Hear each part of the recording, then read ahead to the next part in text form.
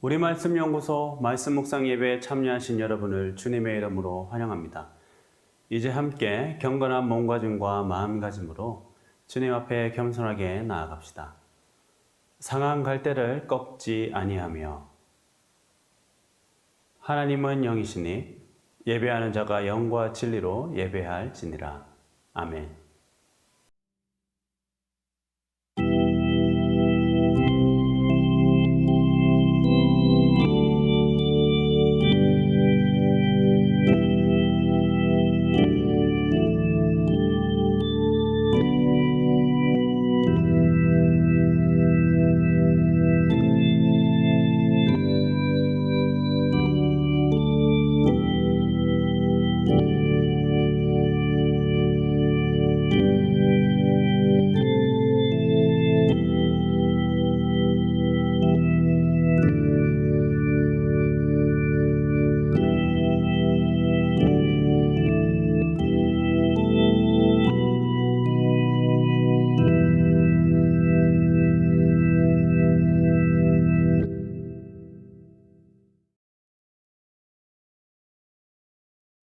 오늘 평화의 인사를 여는 말은 성도님들이 참으로 좋아하는 말씀 가운데 하나입니다.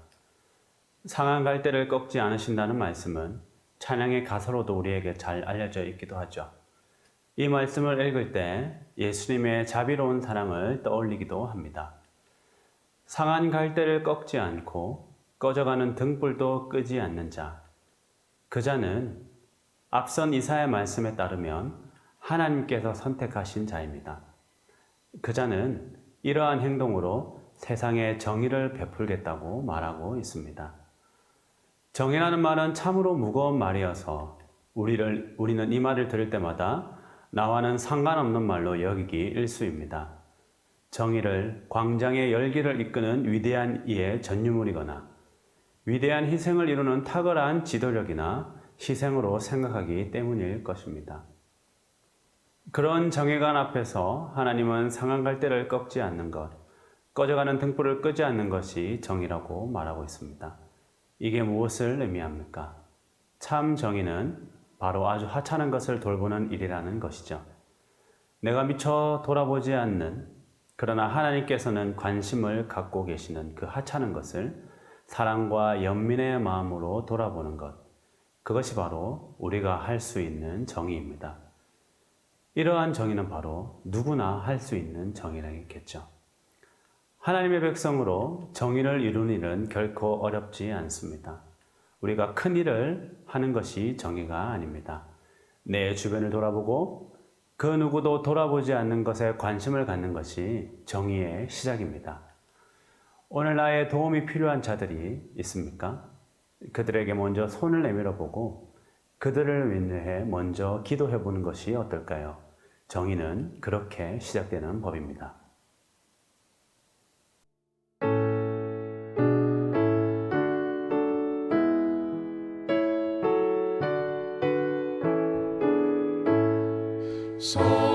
성도여 다 함께 할렐루야 아멘. 주 찬양하여라 할렐루야 아멘. 주 보좌 앞에서 택하신 은혜를 다 찬송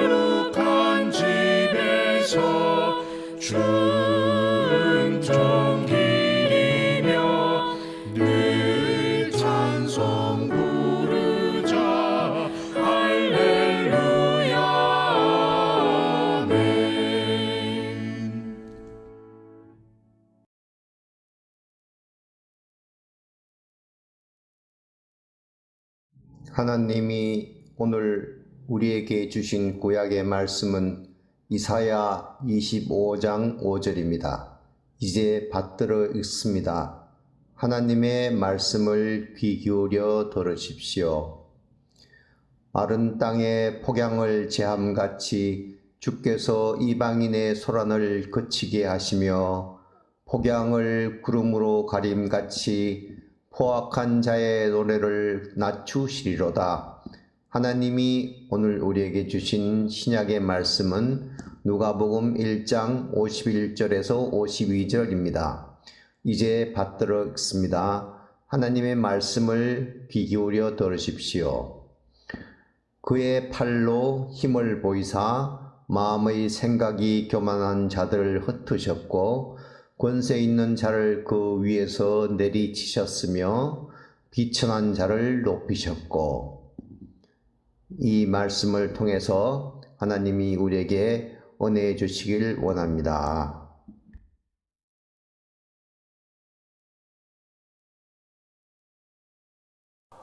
어떤 조사단체에서 직장에서 가장 얄미운 동료는 누구입니까? 라는 질문으로 3만 명 이상의 응답자들이 한 공통되는 대답 가운데 가장 많은 41.1%가 한 목소리로 대답한 유형이 어떤 사람인지 아십니까?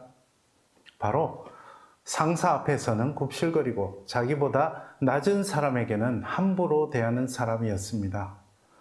직장 생활을 하시는 분들이 가장 힘든 것이 일일까요? 그것보다 이런 사람들을 지켜보는 일, 또 그런 사람들이 부당하게 잘 되는 것을 보는 일이 아닐까요? 직장 생활뿐 아니라 일상의 삶에서도 이런 부조리를 보고 견디는 일은 참 힘겹습니다. 더구나 그런 교만하고 야비한 사람들에게 피해를 보면서도 어쩔 도리가 없는 상황을 견디는 일은 정말 어렵습니다.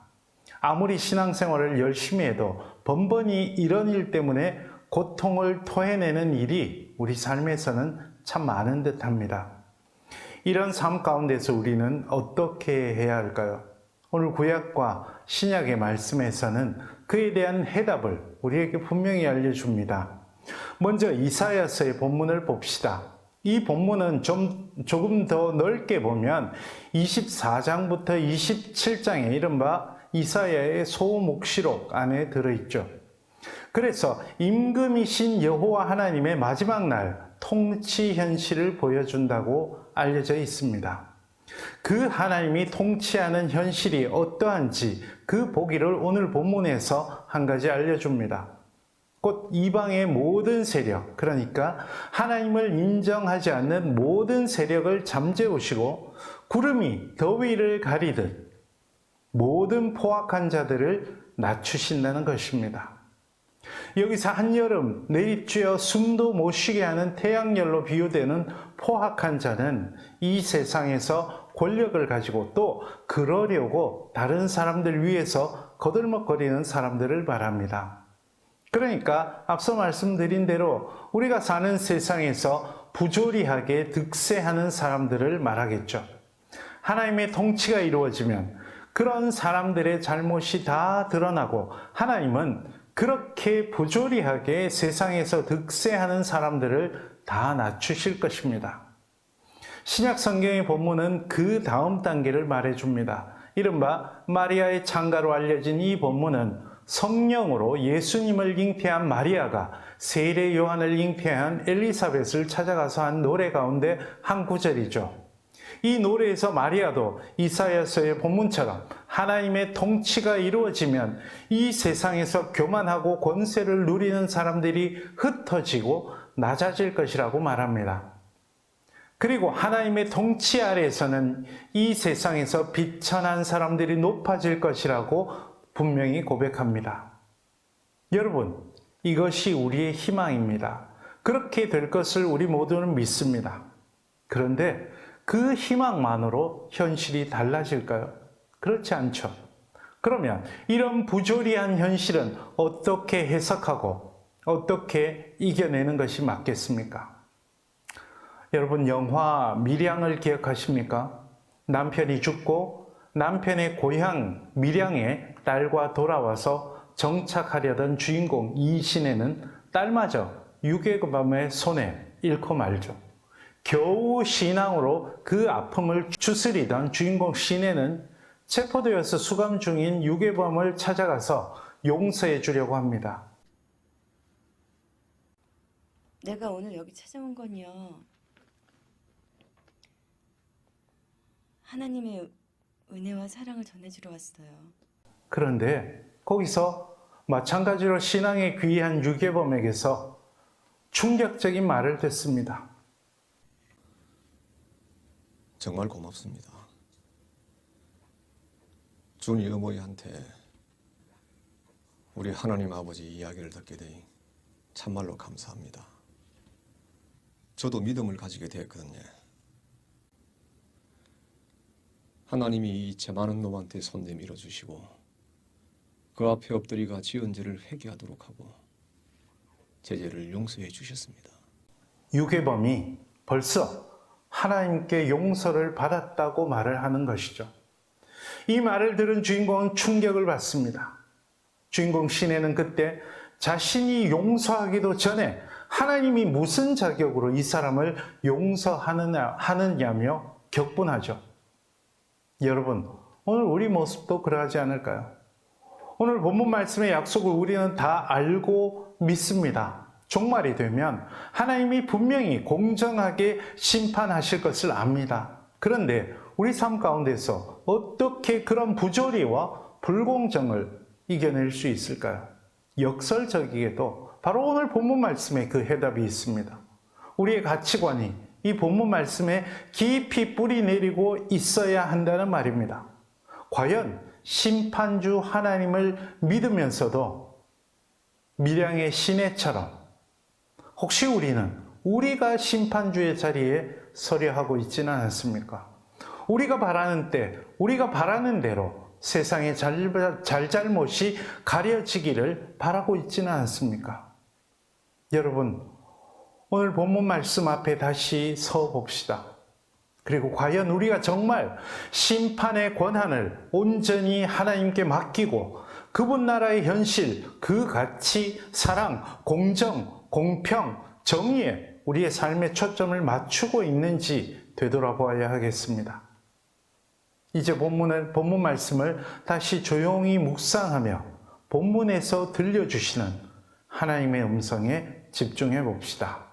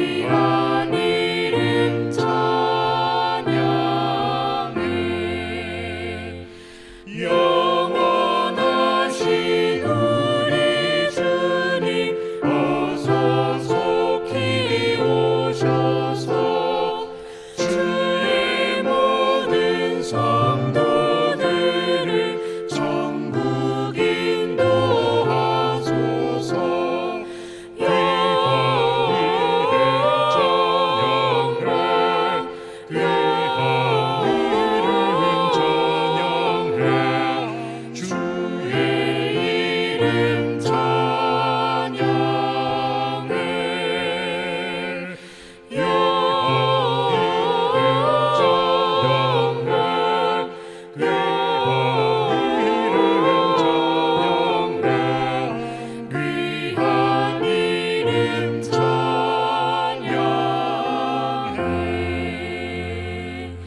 아멘.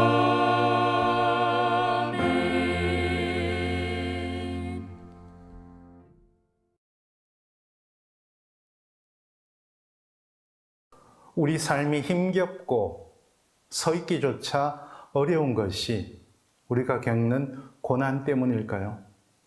우리가 하고 있는 힘겨운 일 때문일까요? 혹시 우리가 심판주 하나님의 자리에 서려 하기 때문은 아닐까요? 주님의 말씀 앞에서, 심판주 하나님 앞에서 다시금 겸손히 그분께 모든 권능을 돌려드리려는 다짐을 새롭게 합시다. 기도합시다. 주 예수 그리스도의 은혜와 하나님 아버지의 사랑하심과 성령님의 교제케 하심이 이 자리에 머리 숙인 주님의 사랑하는 백성들과 그 삶 가운데 지금부터 영원토록 함께 하시기를 간절히 축원하옵나이다. 아멘.